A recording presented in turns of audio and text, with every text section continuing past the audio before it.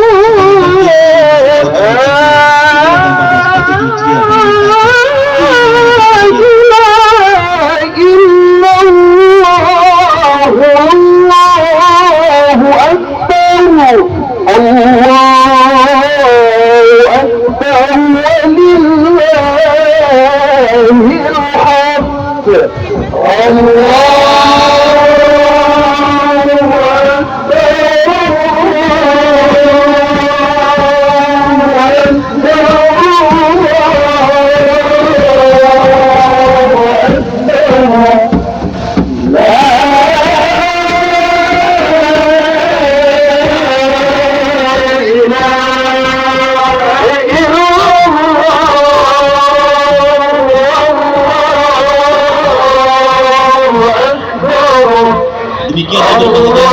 syarat pembukaan perkembangan takbir terima kasih kepada Ibu Daerah Aceh, terima kasih kepada Ibu Wali Kota Banda Aceh, dan terima kasih juga kita ucapkan kepada unsur Forkopimda Aceh. Terlebih dahulu kita persilakan untuk foto bersama di atas panggung utama berkenan Bapak Sekda dan seluruh unsur Forkopimda dan Wali Kota Banda. Kita akan kembali mengundang seluruh peserta pawai takbir